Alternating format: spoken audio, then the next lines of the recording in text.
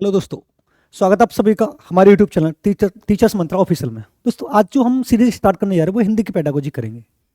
हिंदी की पेडागोजी को देखेंगे, इंट्रोडक्शन से देखेंगे हिंदी की पेडागोजी कहती क्या है। 15 नंबर की आती है, 15 नंबर का पैसेज आता है। तो इसमें हम जानेंगे कि इसकी परिभाषा भी आती है, भाषा विकास भी आता है, इसका क्रम भी आता है, इसके प्रकार भी आते हैं, इसके कौशल भी आते हैं।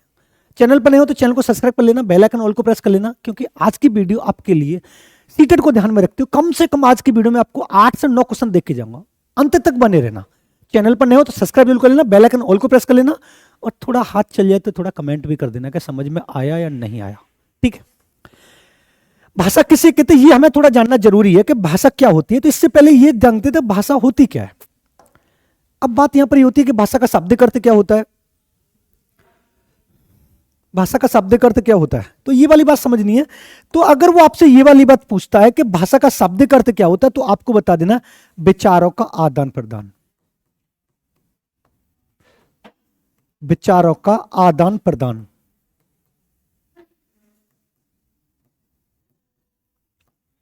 और ये वाला क्वेश्चन आपको पहला ही मिलेगा कि भाषा का शाब्दिक अर्थ क्या है, तो आप बता देना विचारों का आदान प्रदान। क्लियर बात है। लेकिन आपसे क्वेश्चन सीटेट ये भी पूछ रहा है कि भाषा का दूसरा नाम क्या होता है। तो अगर आपसे ये पूछे भाषा को किस और नाम से जाना जाता है या इसका अन्य नाम क्या होता है, तो आप आराम से बताएंगे इसका जो अन्य नाम होता है वो होता है संप्रेषण। और संप्रेषण का जो शाब्दिक अर्थ क्या होता है वो भी होता है विचारों का आदान प्रदान। दो तरीके से समझना। भाषा का शाब्दिक अर्थ क्या होता है, विचारों का आदान प्रदान। और संप्रेषण का शाब्दिक अर्थ क्या होता है, विचारों का आदान प्रदान। तो मैं आपसे ये वाली बात कह सकता हूं कि भाषा को संप्रेषण के नाम से भी जाना जाता है। क्लियर बात है, बिल्कुल क्लियर है। क्योंकि सीटेट में कई बार यह पूछा कि भाषा डैश, तो उसके तीसरे चौथा ऑप्शन जो होता है वो संप्रेषण शाब्दिक अर्थ होता है। 99% बच्चों को यह समझ में नहीं आता कि संप्रेषण का देने का क्या रीजन है। भैया संप्रेषण को देने का रीजन ये है कि भाषा का शाब्दिक अर्थ विचारों का आदान प्रदान और संप्रेषण का शाब्दिक अर्थ विचारों का आदान प्रदान है। अब विचार प्रकट किए कितने प्रकार से जाते हैं, तो 3 प्रकार से आते हैं। सांकेतिक, मौखिक और लिखित, जिनको प्रकार के रूप में वर्णित कर दिया, लेकिन उनको बाद में पढ़ेंगे। थोड़ा पहले जान लेते हैं कि होता क्या है। अब आपके लिए सबसे ज्यादा जो समझना है वो है क्या, सबसे ज्यादा जो आपके लिए समझना है वो ये है कि भाषा के जनक कौन है, या भाषा विकास सिद्धांत किसने दिया। तो आप समझना, तो आप बताएंगे चॉमस्की है।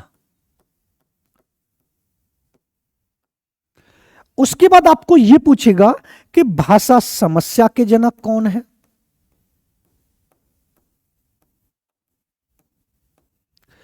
तो आपको बता देने दोस्त लॉर्ड मैकाले। कौन बताने, लॉर्ड मैकाले। अब आपसे एक और क्वेश्चन पूछेगा कि त्रिभाषा सूत्र किसने दिया है।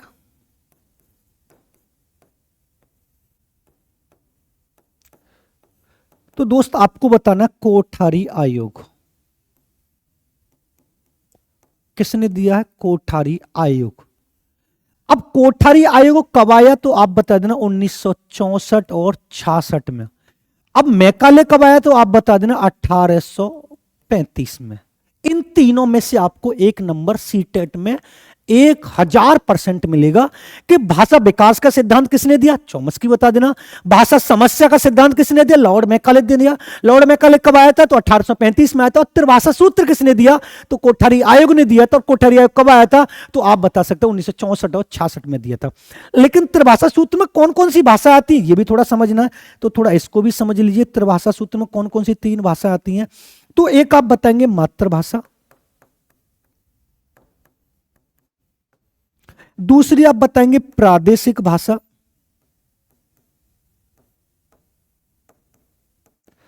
और तीसरी जो आप बताएंगे अंतरराष्ट्रीय भाषा बताएंगे।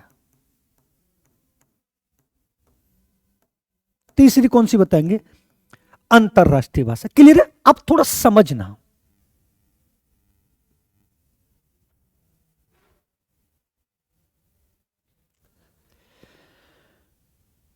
अब वो लॉर्ड मैकाले की एक परिभाषा भी पूछ सकता है आपसे, या एक सिद्धांत भी पूछ सकता है जो उन्होंने निस्संदन्या छनाई का सिद्धांत दिया, तो जो 1 से 2 बार पूछा गया है। निस्संदन्या छनाई का सिद्धांत अगर आपसे पूछे तो आप बता दें लॉर्ड मैकाले ने दिया। लेकिन कोठारी आयोग की जो डेफिनेशन है वो कई बार पूछी गई है, तो आपको बता देना इन्होंने जो परिभाषा दी थी, बता देना भारत के भाग्य का निर्माण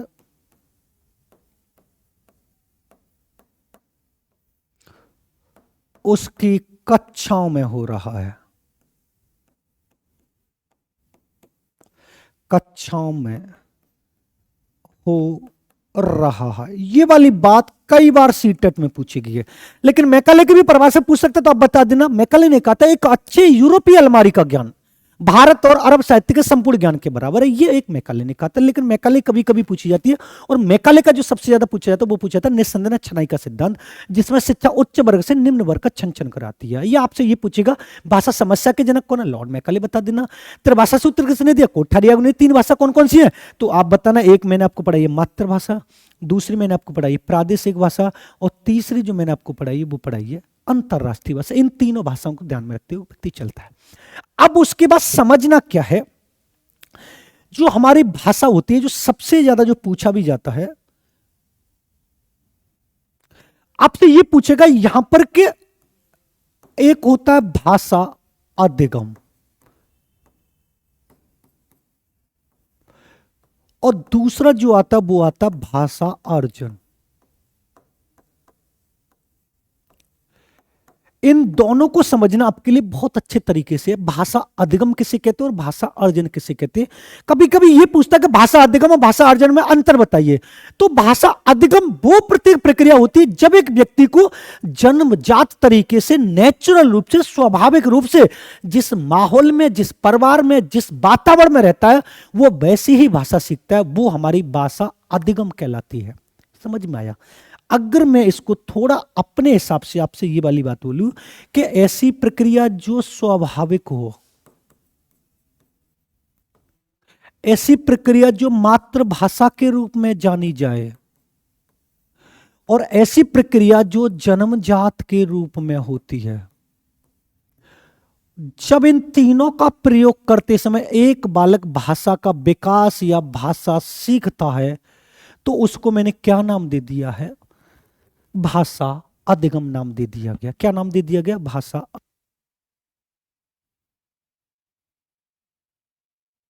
मिलेंगे। अगर मैं आपसे ये वाली बात बोलूं कि वो कौन सी प्रक्रिया होती है जिसमें व्याकरण का और नियम का सहारा न लेते हुए एक बच्चे में भाषा का विकास होता है, तो आप बहुत अच्छे तरीके से तल्लीनता के साथ संवेदनशील होकर बड़ी मासूमियत से ये बताना कि सर जी वो भाषा अधिगम कहलाता है। क्लियर बात है। अब भाषा अर्जन की बात करते हैं दोस्त, तो आपको भाषा अर्जन में यह बताना है कि एक तो ये कृत्रिम प्रक्रिया होती है, दूसरी बात ये अर्जित की जाती है, उसके बाद बनावटी होती है ये, और व्याकरण और नियम का जो सहारा लिया जाता है। व्याकरण कॉमन नियम का सहारा लेने के लिए भाषा का विकास एक व्यक्ति में होता है, वो हमारा क्या कहलाता है, वो हमारा भाषा अर्जन कहलाता। दोबारा समझे, एक ऐसी प्रक्रिया जिसमें एक व्यक्ति जिस माहौल में रहता है वो माहौल गंदा भी हो सकता है और अच्छा भी हो सकता है। मान लीजिए दो परिवार, एक परिवार में अच्छी भाषा सिखाई जाती है और उसमें जितने भी सदस्य रहते हैं उसमें रहने वाले सदस्य एक शिक्षित भाषा का प्रयोग करते हैं, और वहां पर जब बच्चे का जन्म होता है तो वो भी एक अच्छी भाषा का प्रयोग करते हैं। लेकिन एक परिवार ऐसा जिस परिवार में गाली गलौज वाली भाषा होती है, सुबह उठते ही मार काट, ये कर वो कर, गाली दे, ये कर, बहुत गंदी भाषा का प्रयोग किया जाता है, तो एक बालक में वैसी भाषा का, दोबारा समझे, जैसा माहौल वैसी हमारी भाषा, उसको चॉम्स्की ने क्या नाम दिया है, भाषा अधिगम नाम दिया है। क्या नाम दिया है, भाषा अधिगम। इसके जनक अगर आपसे पूछे तो आपको बता देना चॉम्स्की, और चॉम्स्की ने इसको एक और नाम दिया था। क्या नाम दिया था, जन्मजात भाषा नाम दिया था। लेकिन जहां पर बनावटी भाषा कहलाती है और इसको हम द्वितीय भाषा के नाम से जाना जाता है। किस नाम से, द्वितीय भाषा के नाम से, और इसको हम प्रथम भाषा के नाम से भी जानते हैं। इन दोनों में जो आपको अंतर समझ में आ गया, भाषा अर्जन और भाषा अधिगम का क्वेश्चन गलत नहीं होगा। दोबारा फिर समझे, मान लीजिए जब एक बालक मान लीजिए मैं अपने गांव से बिलोंग करता हूं और मैं बाहर आकर पढ़ाने की कोशिश कर रहा हूं और मैं सोच समझकर भाषा का प्रयोग कर रहा हूं, सोच सोच कर भाषा का प्रयोग कर रहा हूं, तो मतलब बनावटी भाषा का प्रयोग कर रहा हूं तो भाषा अर्जन है। लेकिन कहीं ना कहीं पर मेरे घर की भाषा बीच में नेचुरल रूप से, स्वाभाविक रूप से एक दो शब्द आ जाते हैं तो वो मेरी प्रथम भाषा और कौन सी भाषा कहलाती है? मातृभाषा कहलाती है। दोस्त, यही आपको समझना है। जिस भाषा को सीखने के लिए मैं व्याकरण का और नियमों का सहारा लेता हूं वो हमारी भाषा अर्जन कहलाती है। और जो मेरी नेचुरल प्रवृत्ति ऐसा का कर निकल जाता हूं ममते, वो कौन सा कहलाता है? वो भाषा अधिगम कहलाता है। दोनों में डिफरेंट क्लियर हुआ? कोई क्वेश्चन अगर? अब उसके बाद आपसे दूसरा जो क्वेश्चन पूछने वाला है, जो सबसे बेस्ट तरीके से पूछेगा, क्या हो गया? अब वो आपसे ये पूछेगा भाषा विकास का क्रम बताइए। और ये वाला क्रम अगर आपने याद कर लिया तो 1 नंबर पक्का। क्या नंबर? 1 नंबर पक्का। भाषा विकास का क्रम क्या होता है थोड़ा समझना दोस्त। अब मैं जो लिख रहा हूं अगर ये समझ में आ गया, पहले आएगा कूकना, उसके बाद दोस्त आएगा वड़वड़ाना,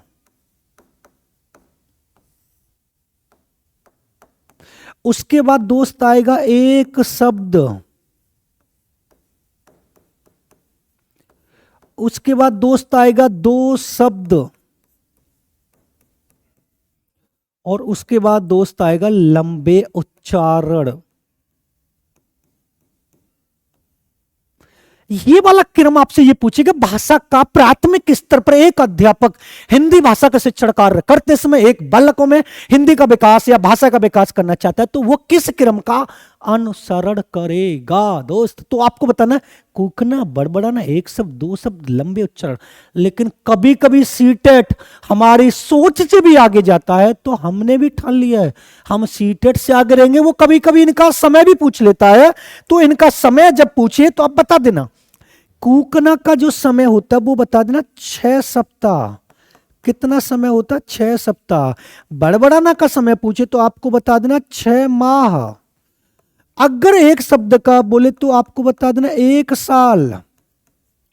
2 शब्द का पूछे तो आपको बता देना दोस्त 1.5 साल। और लंबे उच्चारण का समय पूछे तो दोस्त आपको बताया 2 से 4 साल। ये वाला शब्द अगर आपको समझ में आ गया और जितना मैंने अभी ब्लैक बोर्ड इस पे लिखा हुआ डिजिटल बोर्ड पर अगर ये याद हो गया तो 2 नंबर पक्के लिखित में गारंटी के साथ।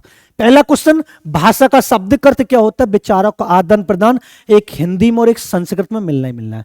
दूसरा, भाषा का दूसरा नाम क्या होता है? संप्रेषण। संप्रेषण का शब्द अर्थ क्या होता है? विचारों का आदान प्रदान। विचारों का आदान प्रदान कितने तरीके से होता है इसके बारे में भी चर्चा करेंगे। उसके बाद आपसे पूछेगा कि भाषा विकास का सिद्धांत किसने दिया?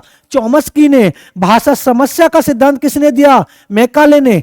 तेरा भाषा सूत्र किसने दिया? कोठारी आयोग ने। अगर आपसे यह पूछे किसके आधार पर भाषा जन्मजात होती है? चॉम्स्की, जिसको उन्होंने क्या नाम दिया है? भाषा अधिगम। भाषा अधिगम नेचुरल रूप से, स्वाभाविक रूप से एक स्वतः जो प्रक्रिया होती है वो उन्होंने जन्मजात के रूप में और प्रथम भाषा के रूप में वर्णित की है। और ऐसी भाषा जो हम कंडीशन के अकॉर्डिंग सीखना चाहते हैं, मान लीजिए अब अलीगढ़ के निवासी हो और भगवान की कृपा से आप लोगों की जॉब लग जाती है राजस्थान में।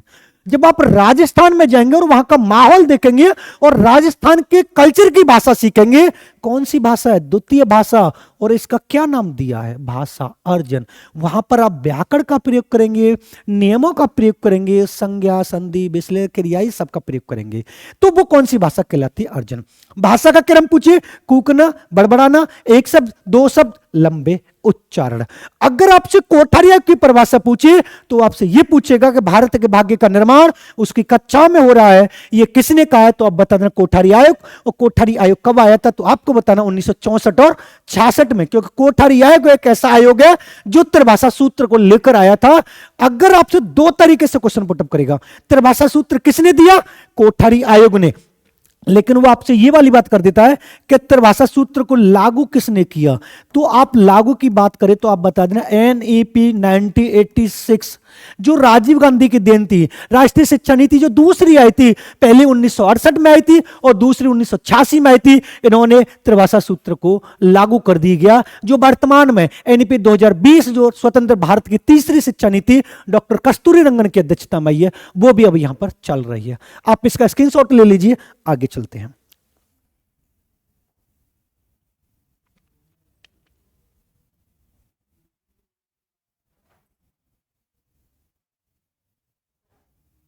अब चलते हैं हम नेक्स्ट। अब सबसे ज्यादा क्वेश्चन आपसे एक क्वेश्चन और ये पूछेगा, वो डेफिनेशन पूछेगा आपसे।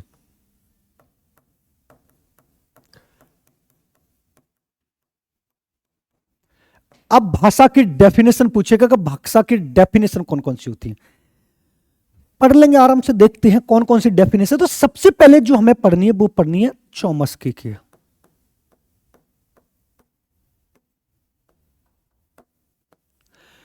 चौमस्की ने कहा कि एक बालक में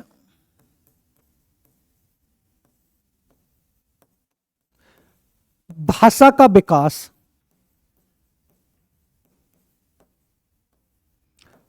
जन्मजात होता है। और देख लेना, एक नंबर देखी जाएगी, जन्मजात होता है। दूसरी जो डेफिनेशन पढ़ेंगे वो पढ़ेंगे पावलव और स्किनर की, जो बहुत पूछी जाती है। इन दोनों की डेफिनेशन एक ही है। पावलव और स्किनर ने कहा बालक में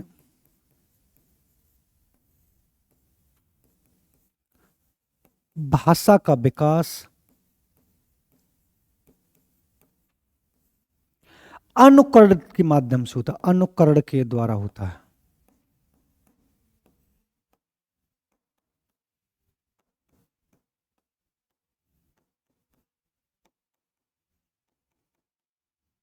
क्लियर है। तीसरी जो हम पढ़ने जा रहे हैं वो पढ़ेंगे प्याजे की।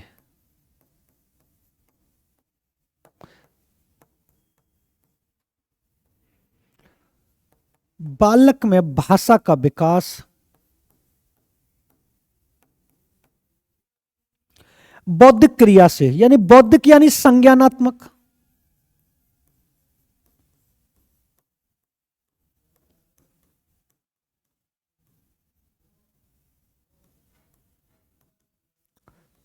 संज्ञानात्मक क्रिया से होता है।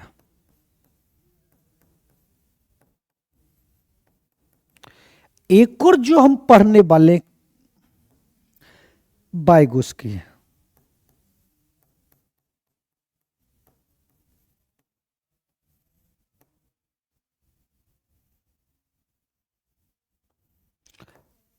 बालक में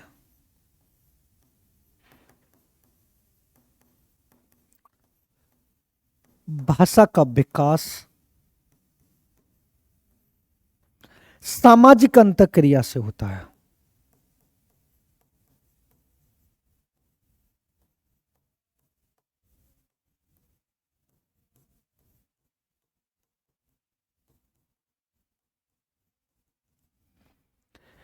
इन चारों में से आपको एक नंबर देख के जाएगा। समझना क्या है, वो कहना क्या चाह रहा है। कह के तो ये चले गए, पढ़ना तो हमें पढ़ रहा है। सीटेट ऐसे थोड़ी ना हो जाएगा। चौमस्की ने कहा था कि बालक में जो भाषा का विकास है वो कैसा होता है, तो आप बता देना जन्मजात। सिर्फ चौमस्की को छोड़कर सभी साइकोलॉजिस्ट जितने भी, उन्होंने ये वाली बात बोली कि बालक में भाषा अर्जित होती है। सिर्फ हमें चौमस्की के अनुसार पढ़ना है कि भाषा कैसी होती है, जन्मजात होती है। क्लियर बात है। पावलव और स्किनर की बात करेगा तो देखो, डिक्टो सबकी बात एक ही, लेकिन अपने अपने शब्द डिफाइन किए। इन्होंने कौन सा ले लिया, इन्होंने कौन सा शब्द ले लिया और इन्होंने कौन सा शब्द ले लिया, यही तो है। अगर आपसे पूछे किस मनोवैज्ञानिक के आधार पर बालक में भाषा का विकास अनुकरण के माध्यम से होता है, पावलव स्किनर। किसके आधार पर भाषा जन्मजात होती है, चौमस्की के अनुसार। किसके आधार पर बालक में भाषा का विकास बुद्धि के द्वारा होता है, संज्ञानात्मक तो बौद्धिक के द्वारा, प्याजे। किसके आधार पर बालक में भाषा का विकास सामाजिक अंतःक्रिया के द्वारा, भाई उसकी बात तो सब एक ही, लेकिन अपने अपने व्यूज रख दिए कि जब हम चले जाए इस दुनिया से तो इन लोगों को पढ़ा के दिया। अब उसके बाद आपसे क्वेश्चन ये वाली बात करेगी, भाषा के कार्य कौन कौन से होते हैं। भाषा के कार्य कौन से होते हैं। यहां से आपको 2 क्वेश्चन भी मिल सकते, 3 भी मिल सकते और 1 ना मिल सके। जब जब क्वेश्चन आएगा तो 2 से 3 आएगा और नहीं आएगा तो फिर 1 भी ना आएगा कंपलसरी। लेकिन आपको पढ़ना है भाषा, ऐसी क्या जरूरत पड़ेगी जो भाषा को लाया गया, ऐसा क्यों लाया गया, चौमस्की ने क्यों भाषा को लाया गया, भाषा के कौन कौन से ऐसे कार्य होते हैं जिसके आधार पर सारे कार्य हो सकते हैं। तो ये वाली बात आपको यहां पर समझनी है कि भाषा के कार्य कौन कौन से होते हैं। तो समझना पहला वाला कार्य, थोड़ा इसको इधर कर लेते हैं, थोड़ा राइटिंग अच्छी आ जाएगी, थोड़ा इधर कर लेते हैं, आपको दिखाई ना। अरे क्यों ऐसा हो रहा है भैया, गरीब लोग हैं, पढ़ा लेने दे। पहला पॉइंट आपको समझना, आवश्यकताओं की पूर्ति। पहले मैं लिख दे रहा हूं, फिर बाद में समझाऊंगा। या इच्छाओं की पूर्ति।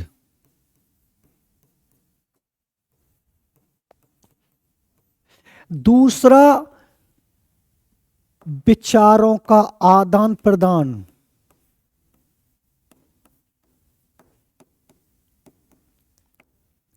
आदान प्रदान। तीसरा, सामाजिक संबंध स्थापित।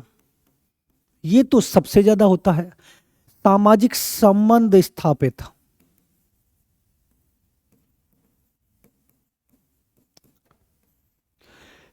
नेक्स्ट आता सामाजिक मूल्यांकन, ये भी बहुत होता है।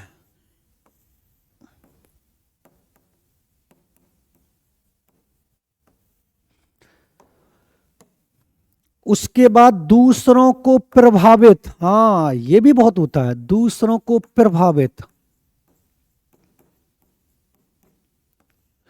उसके बाद व्यक्तित्व का निर्माण या विकास।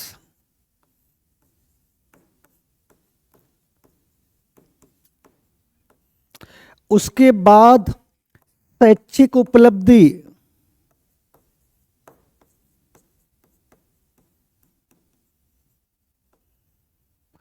उसके बाद मित्रता की भावना।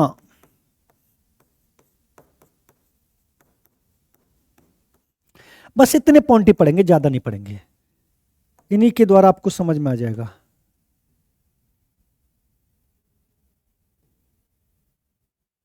देखो उन्होंने ये वाली बात पहली बोली है कि आवश्यकता और इच्छाओं की पूर्ति। मान लीजिए आपको भूख लग रही है, अब भूख लगेगी तो आप चुपचाप बैठे रहोगे तो कब पता चल जाएगी आपको भूख लग रही है। मान लीजिए मैं अपनी क्लास ले रहा हूं सुबह 10 बजे से लेकर शाम के 4 बजे तक, 10 बजे से 11 बजे 12 बजे तक आपने अपने आप को रोक रखा, लेकिन जैसे 1 बजे अब ना रखो जा रहा हो, तो भैया मुझे का पता चला तुम्हें भूख लग रही ना लग रही।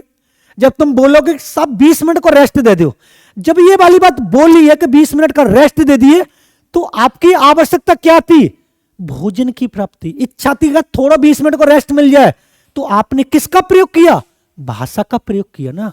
अब भाषा जो प्रयोग की जाती है वो 3 तरीके से प्रयोग की जाती है, सांकेतिक, मौखिक और लिखित। अभी जो मैं बोल रहा हूं मौखिक का प्रयोग कर रहा हूं, जो पीछे लिख रहा है वो लिखित है, और जैसे मेरे हाव भाव चलते हैं, ये मेरे हाथ चलते हैं, ये कौन सी भाषा है, सांकेतिक भाषा है।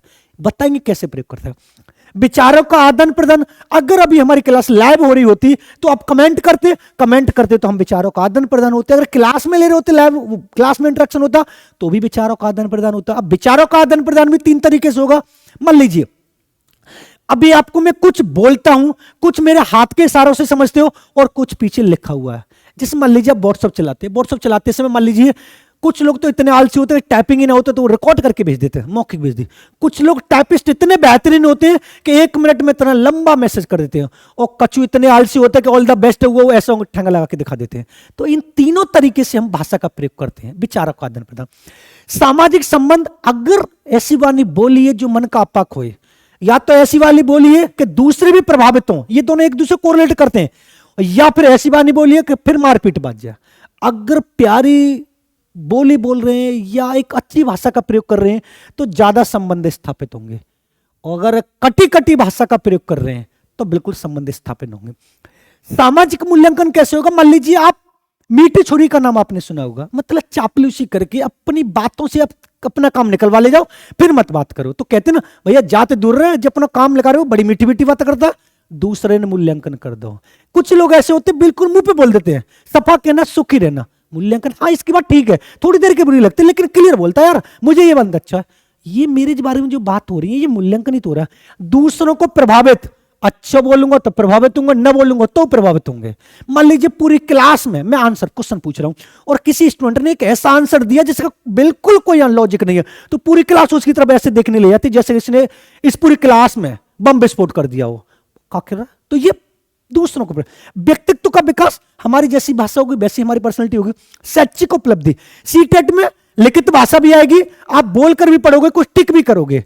तो अगर आपके 150 में 100 नंबर आए तो आपने उपलब्धि करी है। काउ के 50 आने, काउ के 0 बटे सन्नाटा आता है। सन्नाटा का मीन्स होता है कुछ महानुभाव ऐसे होते हैं जीरो भी नसीब नहीं होती, तो कुछ लोग होंगे ऐसे। उसके मित्रता की भावना, आपके जैसे विचार होंगे वैसे तरीके से वो आपको करेगा। लेकिन यहां पर दो और चीज समझनी है आपको जो आपके क्वेश्चन में आएगा ही आएगा। अब आपसे ये पूछेगा हिंदी में, समझना, भाषा का शिक्षण, भाषा का शिक्षण। अब ये आपको 2 नंबर दे के जाएगा, एक हिंदी में और एक संस्कृत में। तो आपको बता देना 2 प्रकार का होता है। कितने प्रकार का होता है? 2 प्रकार का। पहला कौन सा होता है? पहला होता है हमारा गद्य शिक्षण। कौन सा होता है? गद्य शिक्षण। और दूसरा जो होता है वो हमारा होता है पद्य शिक्षण। दूसरा कौन सा होता है? पद्य शिक्षण होता है। अब इनको समझना कैसे है थोड़ा समझें। देखो, गद्य शिक्षण में हम कहानी, लेखक और रचनाओं का प्रयोग करते हैं। और ये एक बालक में किसका विकास करेंगे तो आपको बता देना ये किसका विकास कर रहे हैं, तो बहुत अच्छे तरीके से बताना। एक बालक में जिज्ञासा, कल्पना और रुचि और सृजनात्मकता का विकास करते हैं। समझे? ये तो पता होगा तुमको गद्य शिक्षण किसे कहते हैं, पद्य शिक्षण किसे कहते हैं। जिसमें श्लोक, छंद, रस, छंद, अलंकार इनका प्रयोग किया तो वो पद्य होता है। जो कविता के रूप में होता है, जो कहानी और पैसेज के रूप में होता है वो हमारा गद्य कहलाता है। अब मान लीजिए मैं कहानी का प्रयोग कर रहा हूं, यहां पर वो कहानी भी कह सकता है। क्या कह सकता है? कहानी भी कह सकता है। एक तरह से मान लीजिए, हाँ लिख दिया मैंने कहानी। अगर मान लीजिए एक अध्यापक शिक्षण कार्य करते समय या गद्य का शिक्षण कार्य करते समय कुछ कहानियों को बच्चों के सामने प्रस्तुत करता है, तो वह बच्चों में किसका विकास करना चाह रहा है? ये जो मैंने यहां तक लिखा है ना, ये गद्य शिक्षण, और ये जो चीज लिखी ये क्वेश्चन है। अब वो पूछना ये चाह रहा है कि मान लीजिए मैं बच्चों को कहानी सुनाना चाह रहा हूं, नाटक सिखाना चाह रहा हूं, अंधेरे नगरी चौपट रहा, टकी सरवांजी टकी सर खा जाओ, मैं इसके पात्रों को आपको सिखाना चाह रहा हूं, तो मैं आप लोगों में किसका विकास करना चाह रहा हूं? क्वेश्चन तो यहां पर क्लियर होना है। तो जब हम कहानी, लेखक, रचना या नाटक की बात करते हैं तो आप लोगों में एक तो जिज्ञासा का विकास होगा, कल्पना का, रुचि का और सृजनात्मकता का। और मोस्टली जो आता है सबसे ज्यादा वो एक बालक में सृजनात्मकता का विकास करने के लिए किस शिक्षण का प्रयोग किया जाता है? तो दोस्त आपको बताना है गद्य शिक्षण का प्रयोग किया जाता है। किस शिक्षण का प्रयोग किया जाता है? तो गद्य शिक्षण का प्रयोग किया। बस आपको इतना समझना है, गलत मत कर देना क्वेश्चन, नहीं तो फिर हिंदी हो जाएगी हमारी, हिंदी पढ़ा रहे। पद्य शिक्षण में क्या होगा? रस, छंद और अलंकार, इनका प्रयोग करेंगे तो एक बालक में किसकी अनुभूति होगी? तो आपको बता देना आनंद की अनुभूति होगी या आनंद अनुभूति होगी। बस आपको इतना समझ लेना है कि जब पद्य का शिक्षण कार्य होगा तो किसका विकास एक बालक में होगा? आनंद की अनुभूति होगी। बात्सल्य रस आ जाए, क्रोध रस आ जाए, रौद्र रूप जो आता है उसका, शांत रस आ जाए, तो आनंद की अनुभूति होती है। जैसे रामायण हम पढ़ते हैं तो सीते हमें थोड़ा जल पिलाइए, जल ही जीवन है, तो अरे बड़ा आनंद की अनुभूति हो रही है। और वहीं पर अगर भारत हरिश्चंद्र का नाटक आ जाए, अंधेरे नगरी चौपट रहा है, जो आपने सुना होगा, गोवर्धन महाराज जो थे खाते खाते मोटे हो जाते हैं, काम किसी ने किया, सजा किसी और को मिली और फांसी राजा साहब को लगा दी। अरे जिका भैया क्रिएटिविटी जे बड़ा रुचि इंटरेस्ट आ रहा सर, और बताओ क्या चीज है? ये सारी की सारी गद्य शिक्षण कहानी में होती है और पद्य शिक्षण में ही होती। दो चीज याद रख लीजिए दोस्त, अगर गद्य शिक्षण की बात करें तो आप लोगों में जिज्ञासा का, रुचि का, कल्पना का और सृजनात्मकता का विकास करेंगे। और जहां पर आपको व्याकरण, रस, छंद, अलंकार की बात होगी तो आप लोगों में आनंद की अनुभूति का प्राप्त होगा। जहां पर आनंद अनुभूति की बात होगी, कौन सा शिक्षण कहलाएगा? पद। जहां पर आप लोगों में जिज्ञासा और सृजनात्मकता का विकास होगा, क्या कहलाएगा? गद्य शिक्षण कहलाएगा। गद्य शिक्षण में कौन कौन से आते? लेख का जो होती है, कहानी रचना, जो भी उस नाटक हो सकते हैं, और पद्य शिक्षण में ही आता है। इसका आप स्क्रीनशॉट लीजिए और इन डेफिनेशन को आप याद कर लेना, 1 नंबर देख के जाएगा। स्क्रीनशॉट ले लीजिए इसका, क्योंकि ये जो आपके लिए बहुत वेरी वेरी इंपॉर्टेंट है। हम पढ़ा रहे हैं, साइड में दिखाई दे भी दे रहे हैं आपको, स्क्रीनशॉट ले रहे होंगे तो आपके फोटो में आ जाएंगे। ठीक है, आगे चलते हैं। अब आपको 2 चीजों समझ में आनी है कि एक होती है बोली और एक होती है बोली और वाणी और भाषा। अब समझना आपको, देखो अब आपको समझना क्या है। मान लीजिए एक होती है बोली, इसका दूसरा नाम वाणी होता है, बात एक ही है। और एक होती है भाषा और एक होता है व्याकरण।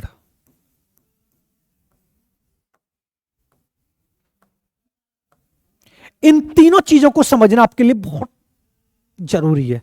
कुछ लोग तो ये कहते हैं कि बोली और वाणी अलग अलग है, कुछ लोग भाषा, कुछ लोग ये, कुछ लोग ये। पर हम हैं तो थोड़ा हम अपने तरीके से बताएंगे, और बताएंगे तो ऐसा बताएंगे कि नंबर 100% सही मिलेगा। सबसे पहला क्वेश्चन आपसे यह भी पूछ सकता है, अगर मैं एग्जामिनर हुआ और अगर मैं पेपर बनाने वाला हुआ तो मैं पहला क्वेश्चन आपको यह बोल दूंगा, इनका सही क्रम बताइए आप। या मैं आपसे यह पूछूंगा बोली या वाणी, दूसरा भाषा और तीसरा व्याकरण, इन तीनों में से सबसे पहले नंबर पर कौन सी वस्तु या कौन सा पॉइंट आएगा? तो आपको पहले नंबर पर कौन सा आएगा? थोड़ा बताइए कौन सा आएगा पहले नंबर पर?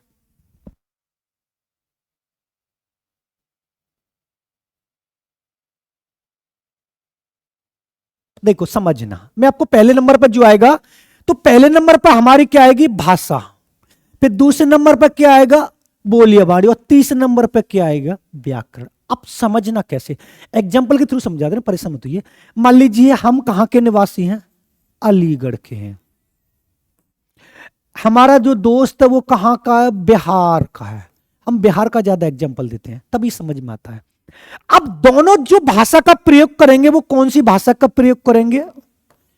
हिंदी भाषा का प्रयोग करेंगे।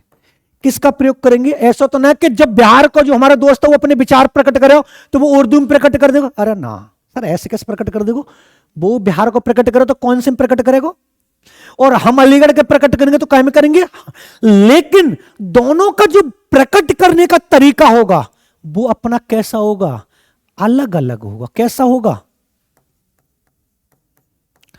अलग अलग होगा। अब दोनों का जो अलग अलग किसको प्रकट करने का तरीका है, तो आपको बता देना हिंदी भाषा में किसको? विचार को प्रकट करने का तरीका है। आपने जो बिहार का जो बंदा मेरे दोस्त जो पहचाना ना, वो वेशभूषा शकल से ना पहचानो, किससे पहचानो? विचार से। बाकी बोली और वाणी उसी क्षेत्र की है जिस क्षेत्र में वो रहता है। तो अगर आपसे ये पूछे इन तीनों में से वो कौन सा पॉइंट है जिस व्यक्ति से व्यक्ति की किसी विशिष्ट क्षेत्र की पहचान होती है, तो आप क्या बताएंगे? अगर आपसे यह पूछा जाए कि जो भाषा के जो विविध रूप प्रकट किए जाते हैं वो किसके आधार पर प्रकट किए जाते हैं? अब एक एटा का, एक बिहार का, एक राजस्थान का, एक कर्नाटक का, एक तमिलनाडु का, ये सबके अपने विचार अलग अलग होंगे, लेकिन हिंदी में प्रकट करेंगे। लेकिन कैसे प्रकट करेंगे? अपने क्षेत्र में जो बोली जा रही है। तो पहले कौन सा आएगा, फिर कौन सा आएगा, फिर उसको सार्थक रूप देने के लिए, क्या देने के लिए? सार्थक रूप, या उसको शुद्ध रूप देने के लिए, या उसको क्रमिक रूप देने के लिए व्याकरण शास्त्र या ऋषि मुनियों ने किसका विकास किया? व्याकरण का। व्याकरण का शाब्दिक अर्थ ये होता है दोस्त कि व्याकरण एक ऐसा शास्त्र होता है या व्याकरण एक ऐसा विज्ञान है जो हमें ये वाली बात बताता है कि भाषा में कौन सा शब्द किस जगह और किस रूप में रखा जाना है। भाषा को सार्थक यानी उसका अर्थ समझ में आए वो शुद्ध रूप में और क्रमिक रूप में प्रकट करने के लिए ऋषि मुनियों ने किसका प्रयोग किया? तो आप बता देना, व्याकरण का प्रयोग करो साहब। अब तो समझ में आएगा। अब पहले नंबर पर कौन सा हुआ? भाषा। भाषा का शाब्दिक अर्थ मैं आपको बता चुका हूं, विचारों को प्रकट करना। लेकिन अपने क्षेत्र की भाषा को प्रकट करने के लिए आपको किसका प्रयोग करना पड़ेगा? बोली और वाणी। और बोली और वाणी जो होती है वो किसी विशिष्ट क्षेत्र में बोली जाने वाली भाषा होती है जिसके द्वारा किसी व्यक्ति के विशिष्ट क्षेत्र की क्या होती है?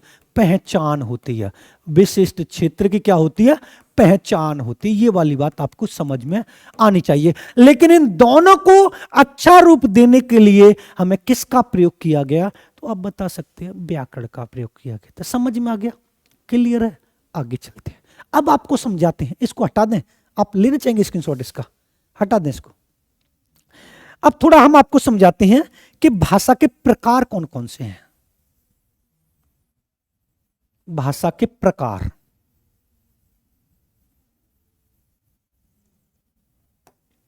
समझना।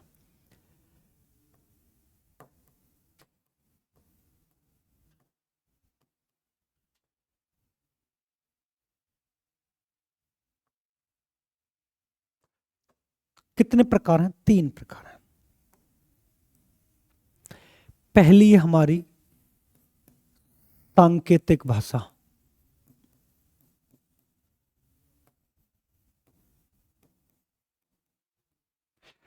दूसरी हमारी मौखिक भाषा,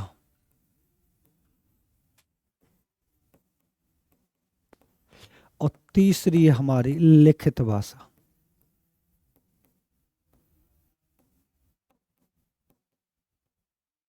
अब यहां से एक और तरीके से क्वेश्चन पुटअप करेगा, सर्वप्रथम प्रयोग से यानी सबसे पहले प्रयोग करेगा।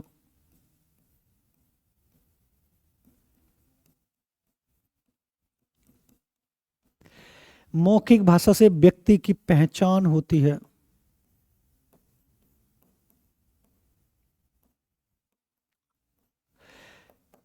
इसको हम प्रथम भाषा के, यानी लिखित भाषा जो होती है वो द्वितीय भाषा होती है,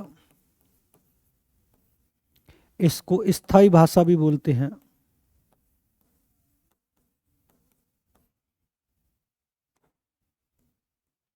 और ये छात्रों के लिए प्रोडक्ट तैयार कराती है। क्या तैयार कराती है, प्रोडक्ट, यानी उत्पाद तैयार कराती है, समझना। मौखिक भाषा को हम प्रथम भाषा के नाम से भी जानते हैं, इसको मातृभाषा के नाम से भी जानते हैं, इसको हम कृत्रिम भाषा के नाम से भी जानते हैं, जिसका दूसरा नाम क्या होता है, बनावटी भाषा होती है। ये वाली बात आपको समझ में आनी चाहिए। भाषा के कितने प्रकार हैं साहब, 3 है, सांकेतिक, मौखिक, लिखित। सांकेतिक भाषा का अगर पूछे सबसे पहले एक बालक किस भाषा का प्रयोग करता है, तो आप बताना सांकेतिक भाषा का प्रयोग करता है। अगर आपसे पूछे किसी व्यक्ति की पहचान किससे होती है, तो आप बताएंगे मौखिक भाषा से होती है। किस भाषा से होती है, मौखिक भाषा से। और इस वाली भाषा को हम एक और नाम से भी जानते हैं, परिवर्तनशील भाषा के नाम से भी जानते हैं, क्योंकि ये चेंजेबल होती है। परिवर्तनशील भाषा के नाम से भी जानते हैं। किस नाम से जानते हैं, परिवर्तनशील भाषा के नाम से भी जानते हैं। अगर आपसे पूछे लिखित भाषा को कौन सी भाषा बोलते हैं, तो आप बताने द्वितीय भाषा, स्थायी भाषा, कृत्रिम भाषा, बनावटी भाषा जो कहलाती है। लेकिन मैंने आपको दोस्त ये वाला जो पॉइंट लिखा है ना, इस वाले पॉइंट को थोड़ा अच्छी तरह से याद कर लेना। ये वाला पॉइंट जो लिखा मैंने, ये बहुत पूछा जाता है, बहुत पूछा जाता है कि प्रोडक्ट कौन सी भाषा तैयार कराती है। कौशल में भी आता है, तो आप बता सकते हैं। प्रोडक्ट जो तैयार कराती है वो हमारी तैयार कराती है लिखित भाषा। कौन सी तैयार कराती है, लिखित भाषा तैयार कराती है। अगर ये पूछे भाषा का सही क्रम कौन सा है, तो पहले आप बताएंगे सांकेतिक भाषा, दूसरी बताएंगे मौखिक भाषा, और तीसरी बताएंगे आप लिखित भाषा का प्रयोग करते हैं। क्लियर बात है, समझ में आ गया। अब यहां पर थोड़ा हम एक चीज और समझेंगे, समझना आप लोग। वो आपसे ये भी पूछताछ कर सकता है कि भाषा के कौशल कितने हैं।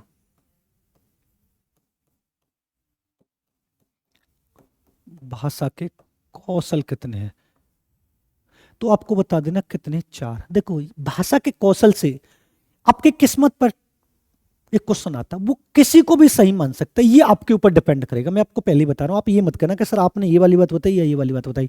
लेकिन हाँ, इतनी बात बता रहा हूं, आएगा 100%, 100% ये वाला नंबर आएगा। तो पहले आपको ये बताना कि भाषा के कौशल कितने, तो आप बता देना 4 कौशल हैं।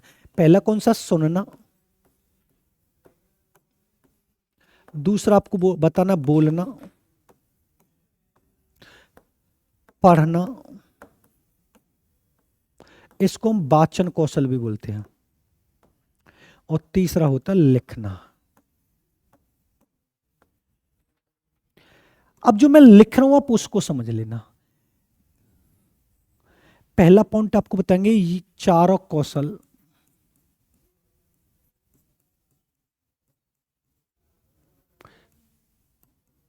क्रम से सीखे जाते हैं।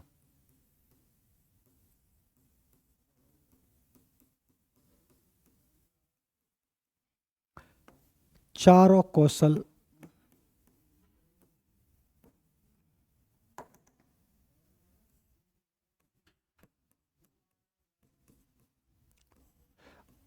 अंतः संबंधित होते हैं।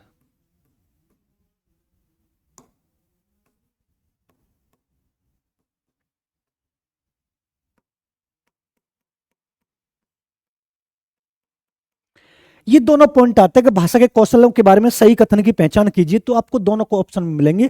बाकी भाषा के चारों कौशल अंतर संबंधित होते हैं, भाषा के चारों कौशल क्रम से सीखे जाते हैं, ये वाली बात ठीक है। अगर आपसे ये पूछे भाषा के कौशल कौन कौन से होते हैं, तो आप बता सकते हैं SBPLH, जो मैं अपनी ट्रिक से बच्चों को पढ़ाता हूं, सुनना, बोलना, पढ़ना और लिखना, ये क्रम से होते हैं। ये 100% आपसे क्वेश्चन एक पूछा जाएगा और एक यहां से पूछा जाएगा। अब थोड़ा डायग्राम से बनाते हैं, थोड़ा इसको डायग्राम से बना लेते हैं, तो बिना डायग्राम से तो कोई काम चलता नहीं हमारा। अब डायग्राम से कैसे रिलेट करेंगे इसको समझें। अगर आपसे पूछ ले कि अन्य कौशलों को आधार कौन सा है, तो इस कौशल को अन्य कौशलों को आधार माने जाते हैं। कैसे कि अगर ये कौशल किसी व्यक्ति में नहीं होगा तो तीनों कौशल बेकार हो जाएंगे। अगर आपसे पूछे श्रवण कौशल को किस कौशल नाम से जानते हैं, तो अन्य 3 कौशलों का आधार माना जाता है कि अगर एक व्यक्ति सुन ही नहीं पाएगा तो ना बोल पाएगा, ना पढ़ पाएगा, ना लिख पाएगा। क्लियर बात है। अगर आपसे पूछे किसी व्यक्ति की पहचान किस कौशल से होती है, तो आप बताएंगे किसी व्यक्ति की जो पहचान होती है वो किससे होती है, तो आप बताएंगे बोलना कौशल, मौखिक कौशल या बोलना कौशल से होती है। लेखन कौशल जो होता है वो छात्रों के लिए उत्पाद, जो मैंने अभी आपको बताया, यानी प्रोडक्ट तैयार कराता है। क्या तैयार कराता है? प्रोडक्ट। अगर आपको, अब जो मैं लाइन लिखा रहा हूं, आप लोग भी समझना जो मेरी क्लास में बैठे हुए हैं, जो मैं लाइन लिखा रहा हूं, अगर आपको ये वाला शब्द, इस शब्द का दूसरा नाम पठन शब्द भी दिखाई दे रहा है, अगर आपको ये वाला शब्द या वाचन शब्द या पठन शब्द किसी क्वेश्चन में दिखाई दे रहा है, 2 जगह आएगा, हिंदी और संस्कृत में, तो उसके जिस ऑप्शन में अर्थ शब्द होगा, राइट आंसर उसको लगेंगे। यानी पठन कौशल उस कौशल को कहते हैं जो अर्थ ग्रहण करते हुए पढ़ा जाए। बिना अर्थ के पढ़ना पठन कौशल ना होगा। आप घास खोद रहे हो, बिल्कुल पढ़ाई ये कर रहे हो, समझ में नहीं आ रहा, कहेगा राजा आयो मरेगो, कब प्रजा आई, कब कहेगो, ये ना, ये बताना है कि हमने पढ़ा क्या, समझ में क्या आया। दोबारा समझे, अगर पढ़ना शब्द या वाचन शब्द या पठन शब्द जिस क्वेश्चन में आ रहा आएगा, ये 100% एक हिंदी में एक संस्कृत में, तो आपके जिस ऑप्शन में अर्थ शब्द होगा राइट आंसर उसको लगा देना। मैं आपको फिर भी कह रहा हूं, आपको दिखाई देगा पठन, एक अध्यापक पठन करता, तो दिमाग में अटैक होगा, सर ने ये वाली बात होती है, अर्थ शब्द देखो चारों में से जिसमें मिल जाए टिक कर दो, बात खत्म। ये बोले कौन सा कौशल उत्पाद तैयार कराता है, तो आप बता देना पठन कौशल, सॉरी लेखन कौशल होता है, और इसको हम स्थायी कौशल के नाम से भी जानते हैं।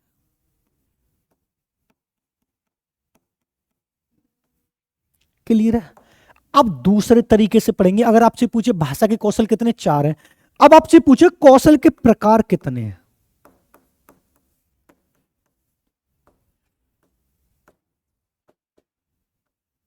अब यहां से भी क्वेश्चन आपसे 100% पुटअप करवाएगा, तो आपको बड़ी तल्लीनता के साथ बताना है कौशल के जो प्रकार है वो कितने, तो 2 प्रकार है। कौन कौन से? पहला है गिरहात्मक,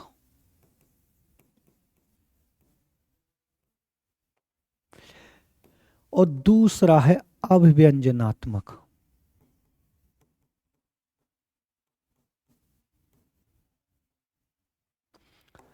अब थोड़ा इनको समझो। देखो, ग्रहात्मक मीन्स होता ग्रहण करना, और अभिव्यंजनात्मक मीन्स होता है प्रकट करना। समझे? अब वो आपसे ये पूछेगा इन चारों कौशलों में से कौन सा ग्रहात्मक में आता, कौन सा प्रकट कर दे। अब मान लीजिए सुनना कौशल, श्रवण कौशल आ रहा है, जब हम सुन रहे हैं तो प्रकट कर रहे हैं, ग्रहण कर रहे हैं, कैसा, हम तो ग्रहण कर रहे हैं, तो ग्रहात्मक का कौन सा आएगा, सुनना। क्लियर बात है। जब बोलेंगे तो प्रकट करेंगे, ग्रहण करेंगे, सब बोलेंगे तो प्रकट कर रहे हैं ना अपने विचार, तो बोलना कौशल किस में आएगा, तो आपको बताना है इसमें आएगा। क्लियर बात है। उसके बाद पढ़ेंगे। जब हम कोई किताब पढ़ते हैं तो प्रकट करते हैं या ग्रहण करते हैं? साहब ग्रहण कर रहे हैं जब पढ़ रहे हैं तो ये किस में आएगा?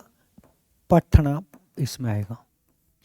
जब हम लिख रहे हैं, जब मैं इतना सारा सब कुछ लिख रहा हूं तो ये आउटपुट ही तो हो रहा है, तो प्रकट कर रहे हैं, तो यहां पर ये आ गया।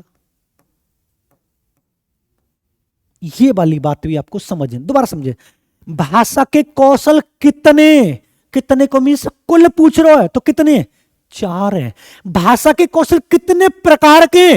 2 प्रकार के, ग्रहात्मक और अभिव्यंजनात्मक। ग्रहात्मक मीन्स शाब्दिक अर्थ क्या होता है तो दोस्त आपको बता देना, प्रकट करना। अभिव्यंजनात्मक का शाब्दिक अर्थ क्या होता है दोस्तों, आपको बता देना। सॉरी, ग्रहात्मक ग्रहण करना, अभिव्यंजनात्मक प्रकट करना। ग्रहात्मक में कौन कौन से आते हैं तो आपको बड़े आसानी के साथ बताना है कि एक आवो सा सुनना और एक आवो पढ़ना। अभिव्यंजनात्मक एक आवो बोलना और एक आवो लिखना। ये सारे आपको आने चाहिए। अब इसमें एक और थोड़ा सा मैं लेंदी कर देता हूं, कर देते हैं थोड़ा, क्योंकि वो भी बहुत इंपॉर्टेंट है। इधर आ जाइए आप भाई साहब, बस ठीक है। अब वो आपसे ये पूछेगा जो वाचन कौशल होता है वो कितने प्रकार का होता है, तो समझना ये जो वाचन कौशल होता है ना, ये थोड़ा डिटेल में आगे पढ़ाएंगे, पर आज इसको डिफाइन करना बहुत जरूरी है। ये वाचन कौशल अकेला एक क्वेश्चन लेकर आता है तो ये 2 प्रकार का होता है। कितने प्रकार का होता है? 2 प्रकार का हो। एक होता है सस्वर वाचन और एक होता मौन वाचन। मौन वाचन समझना दोस्त। अब ससुर वाचन कितने प्रकार का होता है तो आपको बता देना 2 प्रकार का होता है। एक होता आदर्श वाचन और एक होता अनुकरण वाचन।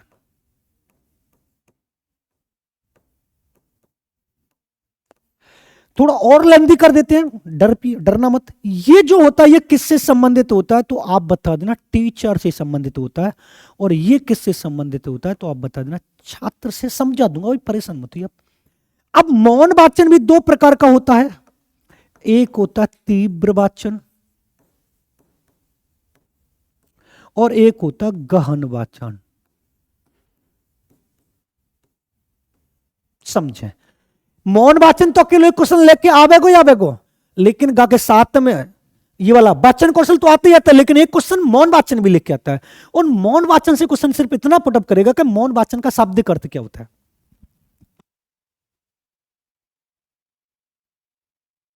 आप इसका नोट डाउन कर लीजिए तब तक।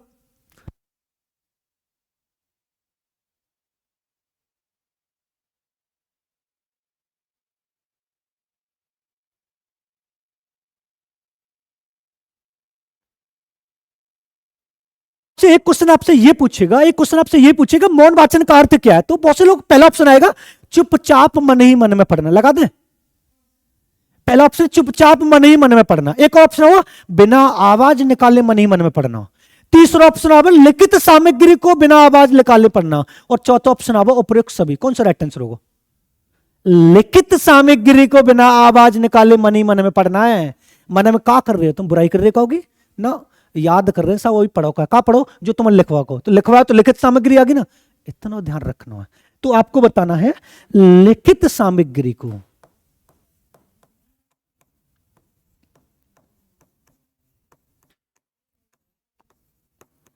बिना आवाज निकाले पढ़ना।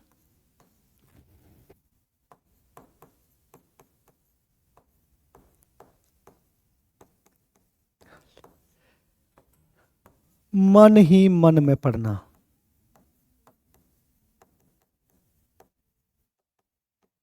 बस आपको एक शब्द दिखाई देना, बस वो वाला अगर आपने देख ले, ये वाला